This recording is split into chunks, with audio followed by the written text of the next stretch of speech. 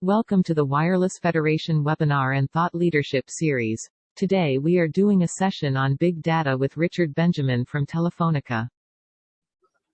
Good afternoon, ladies and gentlemen. Welcome to the Wireless Federation webinar on big data, where we're going to talk about telco best practices and learnings on big data, internal and external.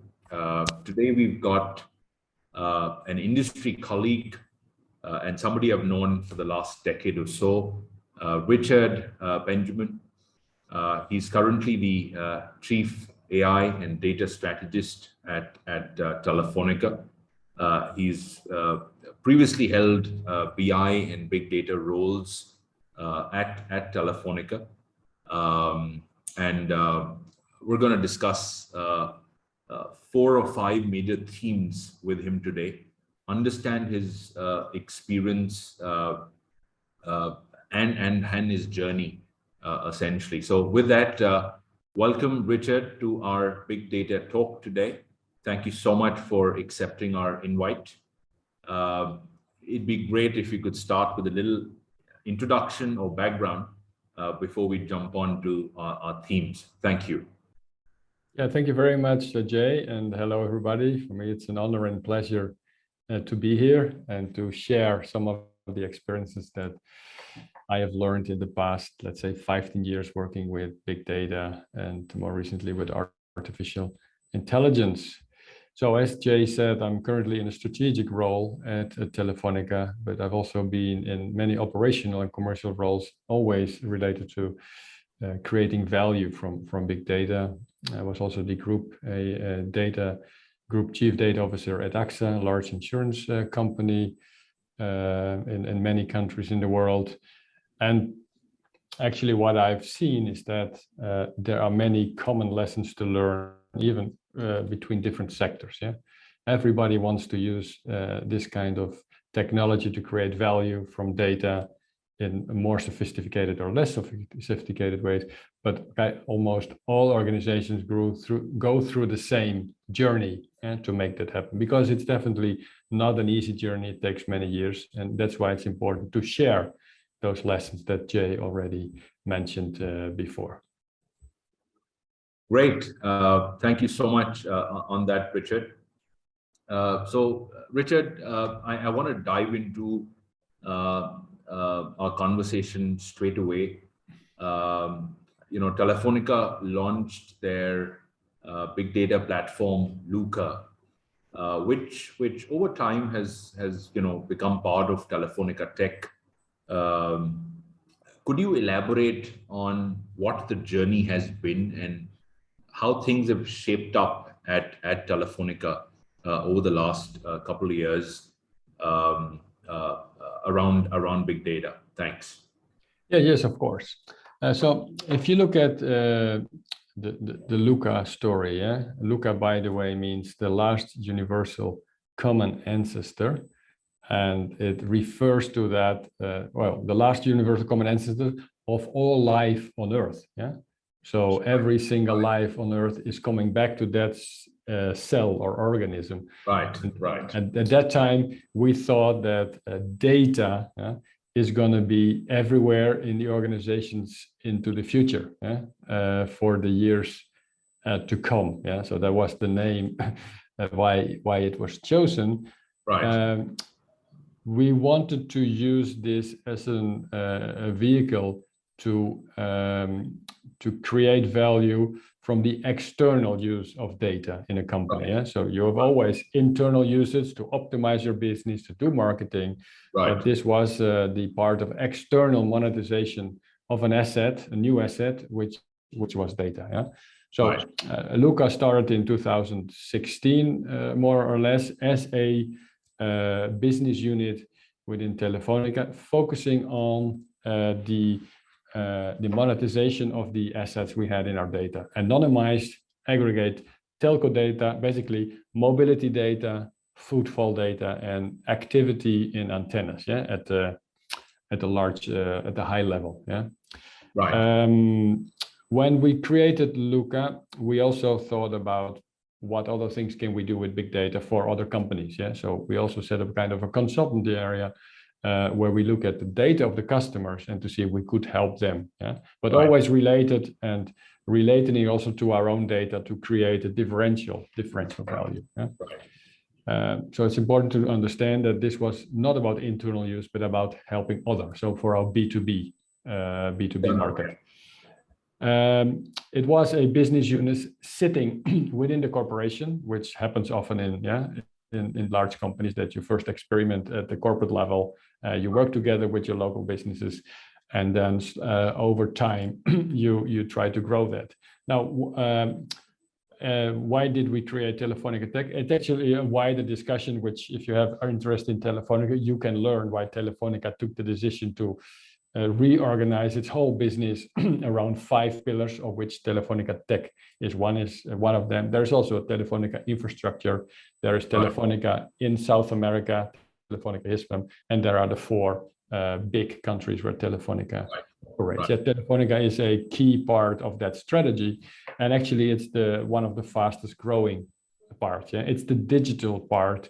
And within Telefonica, there is cloud and cybersecurity on one end, and on the other hand, there is IoT and big data, which is what LUCA has been formed. Yeah, the difference that it's been merged with IoT, because IoT is really a lot of sensors doing things, but basically it creates a lot of data.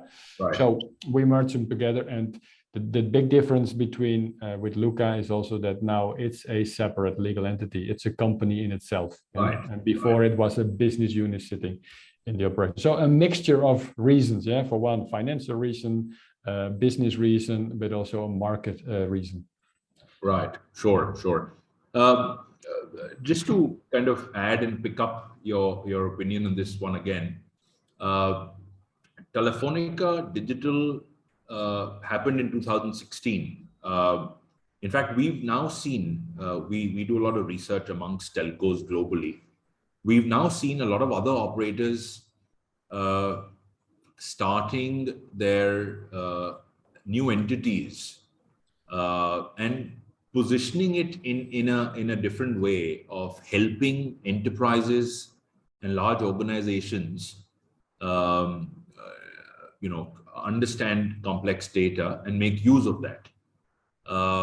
I can think of a large telco in Asia, Richard, which is Excita, who'd also set up an arm called Excita Digital. What other telcos do you have in mind who've done something similar to what Telefonica is doing, and they've become very large or interesting, perhaps? Well, I think several other telco companies have done similar things as Telefonica. Of course, actually, Telefonica started in 2011 thinking about this. Yeah. Right. Experimented in 2012, 13, and 14, and set up an official unit in 2016. But I mean, if you look at telcos offering, let's say, mobile data insights, well, the big ones in Europe, they all do it. Yeah, Vodafone, Orange, Deutsche Telekom, Telenor, Telia. In Asia, as you say, yeah, also happening more in the Middle East. It's starting. South America a little bit. So I think all companies in the sector, they know they're sitting on a gold mine of data, but extracting this value is not as easy as you would think maybe from the beginning. Yeah, from very many different perspectives and reasons. But it's definitely happening. Sure. Absolutely. Perfect. Also, let me now jump on, Richard, to my next question, which is, like you said, Middle East, it started to happen now, right? You're also seeing telcos in Brazil and South America who kind of now begun their journey, while Telia, Telenor, Telefonica, Vodafone are kind of leading this space. Do you think that big data opportunity for telcos is significantly different, Richard, for those in emerging markets vis-a-vis perhaps parts of Europe, right? What is your opinion on that? Well, if you want to use, if you want to start doing external monetization, yeah, you need a certain maturity in terms of data. You need to have a platform. You need to know how to deal with privacy, how to share data in a secure way. You need to have conversations with the regulator for privacy reasons, and sometimes even with wider stakeholders, to journalists who might write about you. And I wouldn't say it depends on what kind of market you are in, because there can be a very advanced operator in the African or the Middle East. But it is a matter of maturity. You cannot start external monetization if you don't have your own house in order, because you sell insights generated from your data. Right. So most companies start with internal monetization, and they do that for some years. And when they understand, okay, we know how data works, we know the quality of the data, we are happy with it, then they start doing that. And of course, if you look across the world, it happens more often in developed countries than in low income or in middle income countries, but not per se. It's more a side effect or a consequence of how mature they are in data. Yeah. So you're saying that irrespective of where you belong, it could be South Africa or Ghana or the UAE or Qatar, irrespective of that,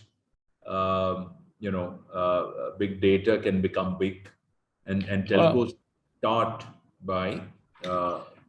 Well, but of course, there's also the market, So there you can only do this. You need to have the maturity to be able to do it, but then the market needs to understand the value. Right.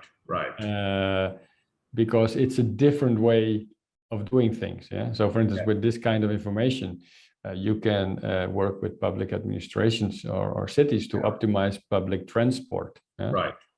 But that requires that the people who manage the public transport are interested and willing to look at this new kind of data, because usually they get it from surveys and they just plan it. So it's not only a matter of maturity, it's a necessary condition, but as a sufficient condition, you also need to have the market to be ready. And it might be that in more developed countries or high income countries, the market is more advanced than in low income or middle income countries. Makes sense. Maturity plays a big role. But if I was to put the same question on big data internal, right, where maturity does not play a big role, Richard, and at Telefonica Germany or Telefonica in another telco, let's say Brazil, Telefonica Germany is doing much better when it comes to internal big data as well as compared to another telco in Africa or South America. So, I mean, why doesn't the telco in Africa? Is it because of culture? Is it because of not having that need? Because at the end of the day, with internal, I'm able to leverage that information to be able to cross-sell, upsell, and boost my marketing KPIs, right? Or even CX for that matter. What have you experienced, right? Because you have a very large experience of managing this function across markets. What are your thoughts on that? Well, I think the more competitive the market is, the more you need this technology. So if you are an emerging country where you can still just sell phones and people will buy it because then you don't need sophisticated infrastructure of data because there is a demand. But if the market is saturated, then of course you need more advanced technology to still be able to grow in that market, or even looking to new types of revenues and products which can be based on data. So it's a matter of competition and surviving. If you want to I mean, and now today in let's say in the more developed countries, if you're not using this kind of technology, then probably you're out of business soon, Sure. because Sure. you simply can't compete. So I think that's also a different factor. And of course, why is Germany more advanced than maybe a market in South America? That's exactly because of this reason. Yeah. Right. Right. Fair enough. Perfect. Perfect. Thank you for that, Richard.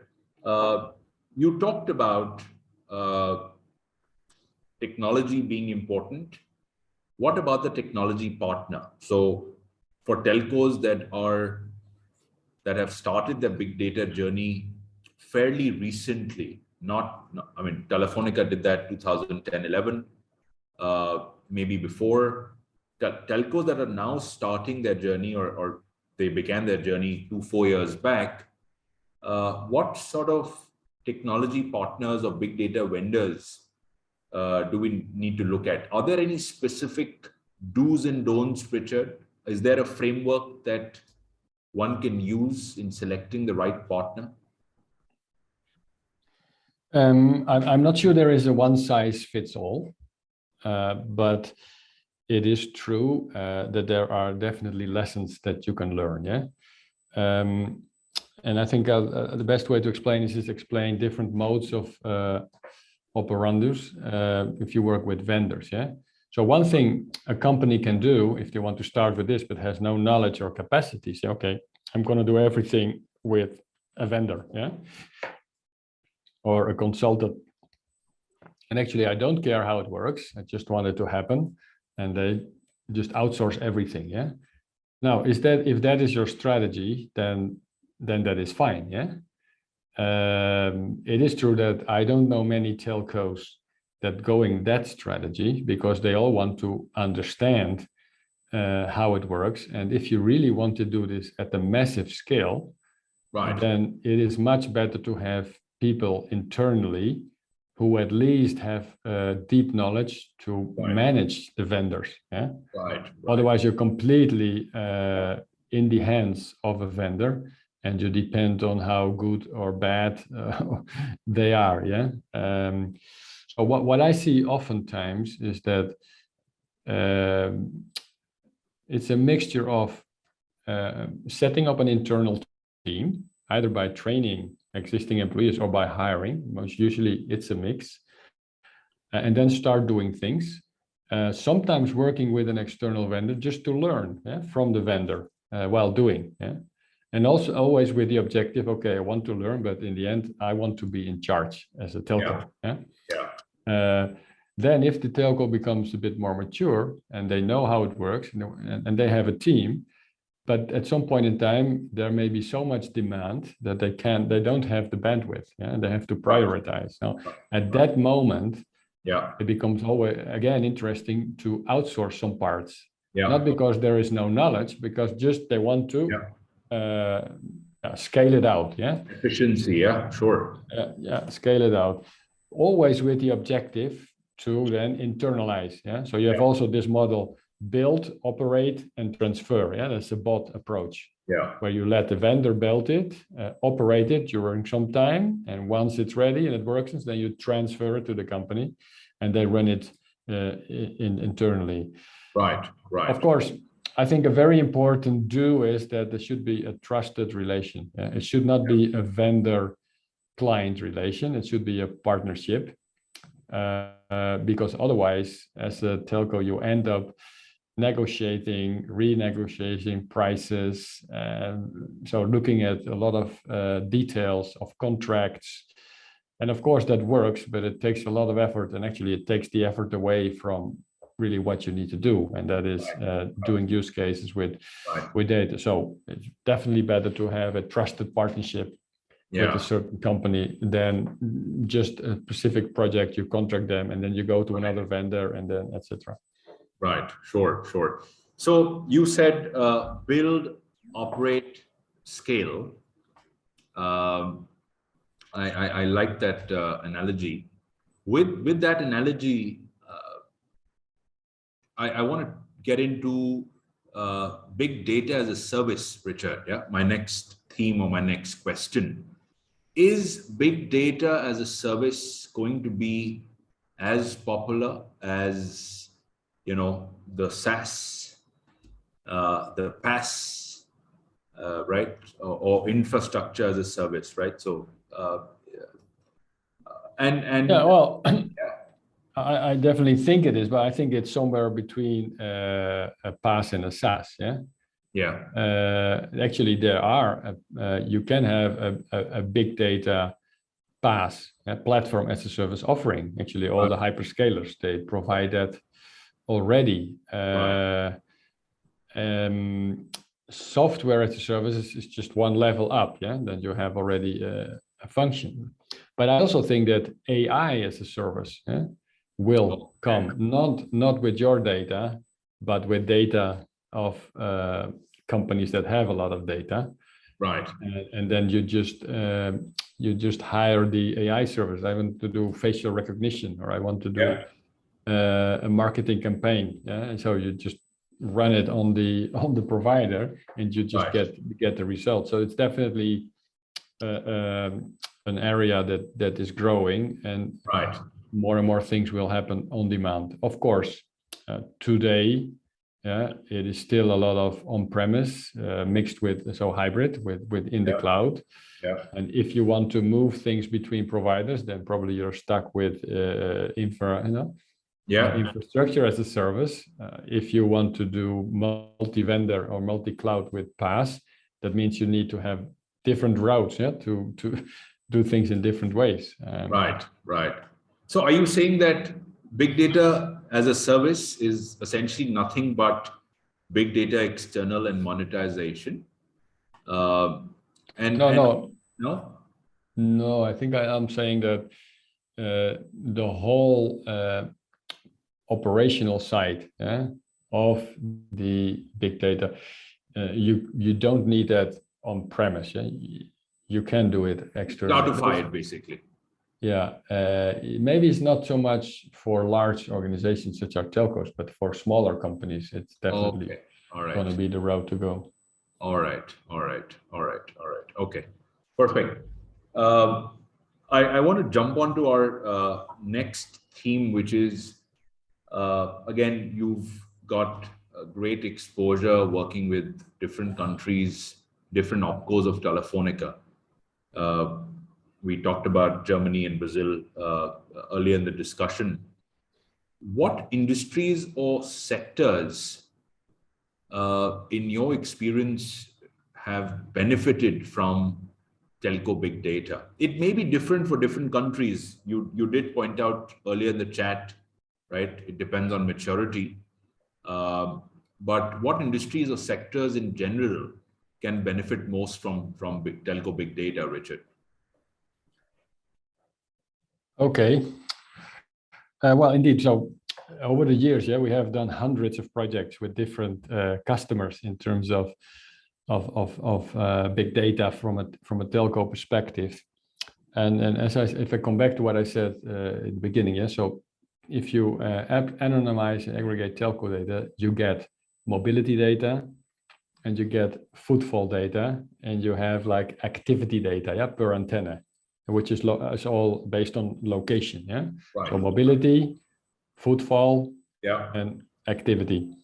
Now, what you have to do is look at this kind of information for what sectors is that relevant. Now, and of course, transport is very important. Many of our customers are from the transport sector because, for instance, we have as a customer Highway England, who managed all the highways in England in terms of maintenance. And I think 60% of Britain's GDP goes through those highways. So it's very important to understand the traffic, and that's what they can see in our data.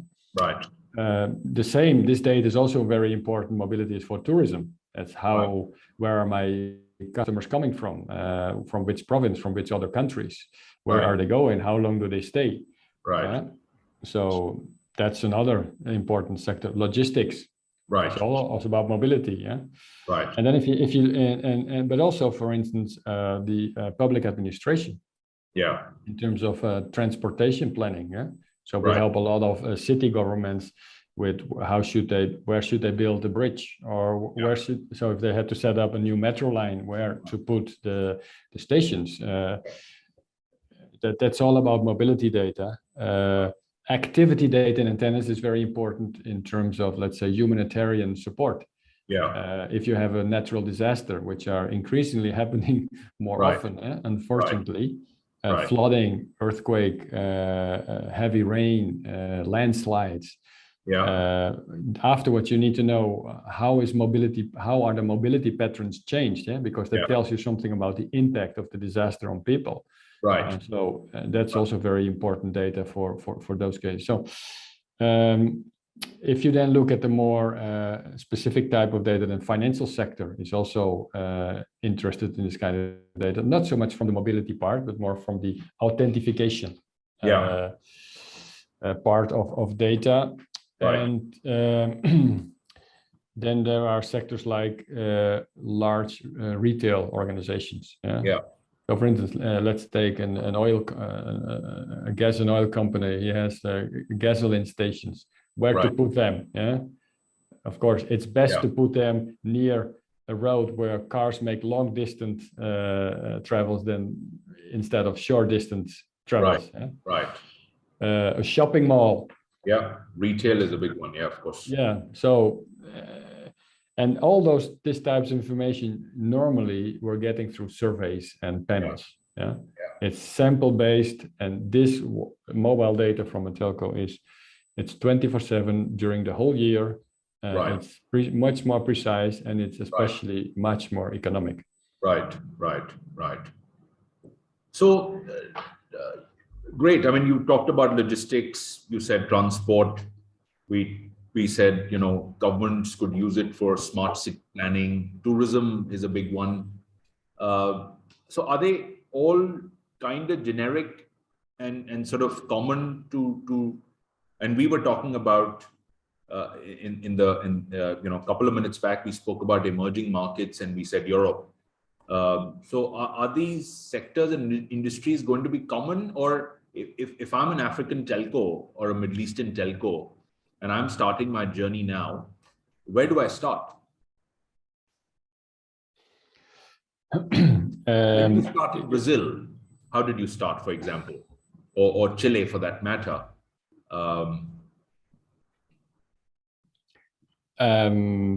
I think it's also a matter of readiness of the market. It is true. I mean, in such countries that you mentioned, usually capitals are huge. So a huge metropolitan capital with tens of millions of people. Of course, transport is very important in those areas. But as I said before, the market needs to understand that this is an alternative solution for what they've been doing in a different way. And that's a cultural change and challenge that you cannot ignore. Sure. So you're saying dynamics maturity is, again, it depends on that. Fair enough. All right. I kind of come into my last question now. Previously, we talked about scale, we talked about technology, and now we talked about where do I start, right? What industry, what sector, and it kind of depends on how mature my country is. What are the possible use cases I could take to my B2B customers, for example? What kind of ROI? And at the beginning, Richard, we said entity. We said it should be a separate organization run by a separate leadership. What ROI can we expect from the big data unit? Is there a metric? Is there a number? Again, it may be different for different companies, right? So, but now you are talking about external monetization only, and not about the internal part. Is that right? Both, actually, but my question was external, but Well, I think if you look at how can you make money with big data externally, or in general, internally, externally, because there are many telco organizations that are large, that have, let's say, maybe in the order of tens of billions of revenue. Of course, if you optimize something in that business using this technology, the benefits are huge. Yeah. So if you are let's say you're a company, a multinational company, operating in 10 countries or between 10 and 20, then probably you invest a few dozens of millions a year, yeah, almost close to 100 million, and your return on investment after several years, yeah, because you have to get up to speed, you have to scale, might be like triple of that, yeah, 300 million. Yeah. So there is a big uptake, but you need to do it right, yeah, because if you don't do it right, every single application or use case will cost you a lot of effort because you haven't taken care of your data, the quality of the format, etc. So you need some basic investments, yeah? But then the benefits are huge, yeah. Now, if you look at the external part, as we just discussed, yeah, so it's a new business for a telco. It's in a market where you offer something that customers are not used to buy it. They have budget for such things because it solves a similar problem. Right. So it takes some time to convince the market. Yeah. And therefore, I think for the foreseeable years, let's say 3 to 5 years, personally, I expect that internal return is much higher there than external return. But it is strategic importance to be in the external side, because in the future it will become much bigger, yeah? When the markets understand really that you can't live without this kind of insights and this kind of data, or you will be not competitive anymore if you don't use the technology. So it will be big, but when exactly is very hard. It's very hard to tell. Yeah. Interesting. In fact, I just want to add another thought here, Richard, and I'd love your opinion on that as we kind of close the session now. Telco to techco transformation currently is the new buzzword in the industry, right? And how we see it today is, of course, telcos want to monetize from digital assets. They want to transform themselves into techcos to become more agile and offer, an Amazon-like experience to their customers. Will big data, internal and external, or maybe internal, will big data help us in the telco to techco transformation that we're trying to carry out in the telco today, Richard? Definitely. Actually, I like this word game, yeah, from telco to techco. I hadn't heard it before, but I think it's very cool. Yes, and I mean, it's part of also the digital transformation. Yeah, telcos need to become more and more technological, yeah, to survive and to stay competitive.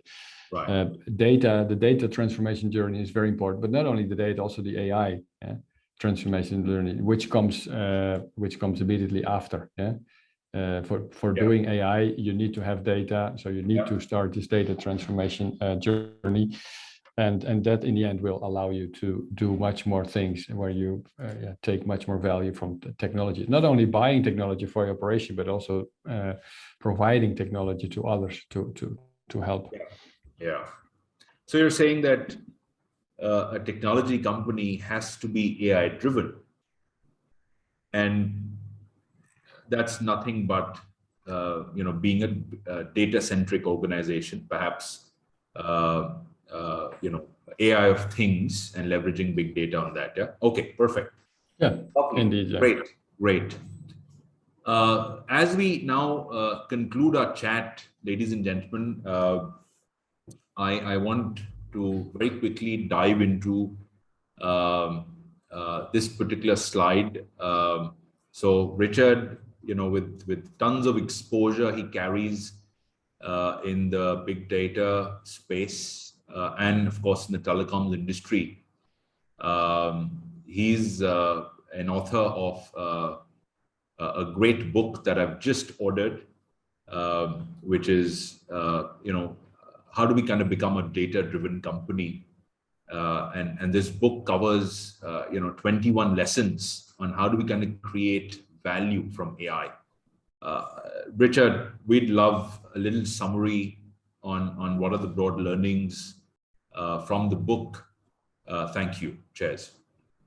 Yeah, thank you, Jay. And indeed, yeah, so I've been working in this area for, I think, 15 or even more years now, and different organizations, and also seen a lot of experiences in many other companies.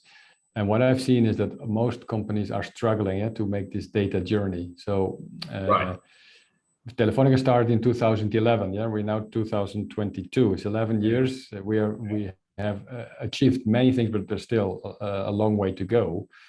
There's very little lessons published, where you can read about. This is not the typical lessons about how those big data work for managers.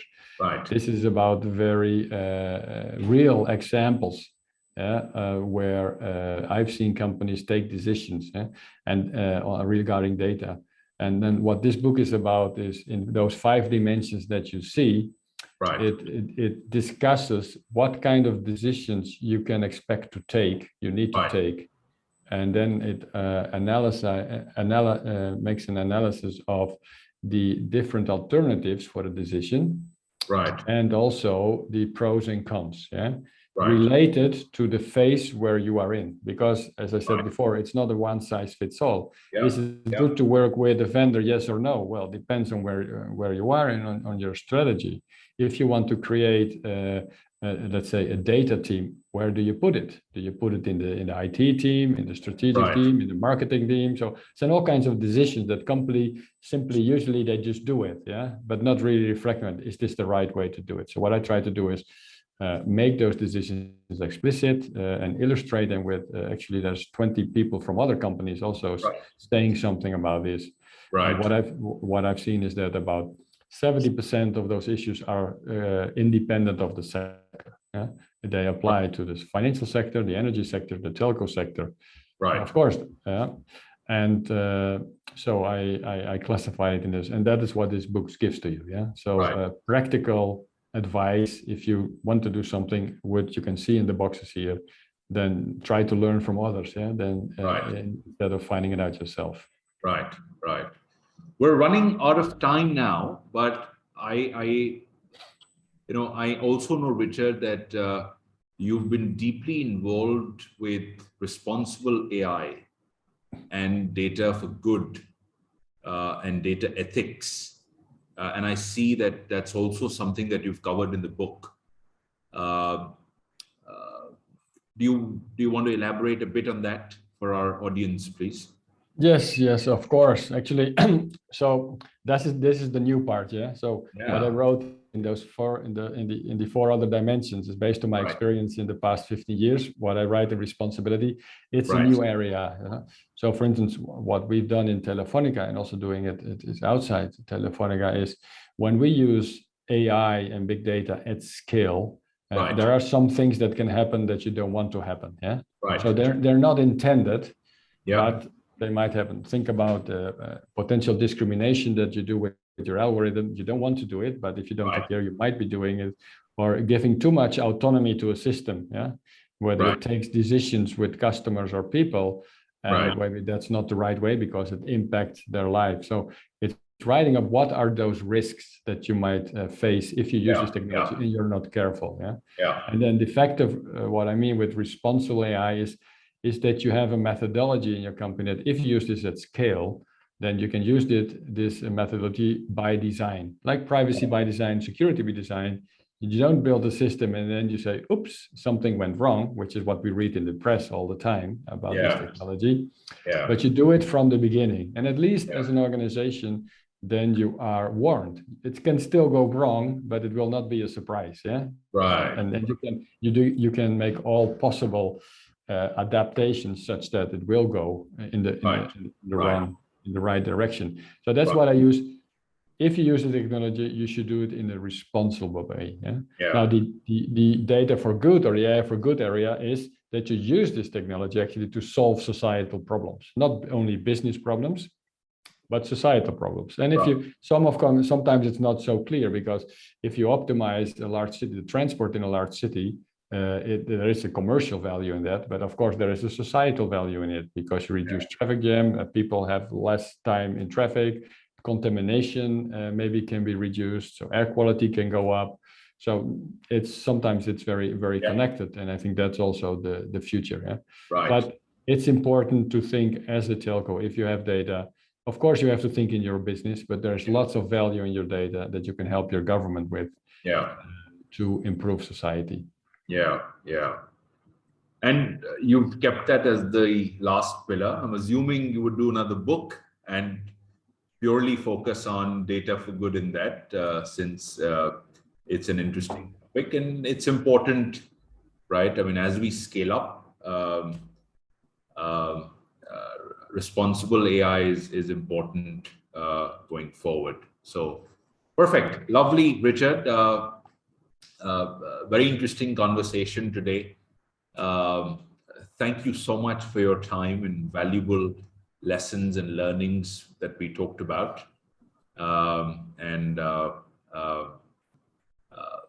Yeah, great. Thank you so much for your time. Okay, thanks, Jay. To you, it was a pleasure to be here. And well, I hope everybody learned something from it. Absolutely. Thank you, Richard. Thank you so much. Yeah. Okay. Bye-bye.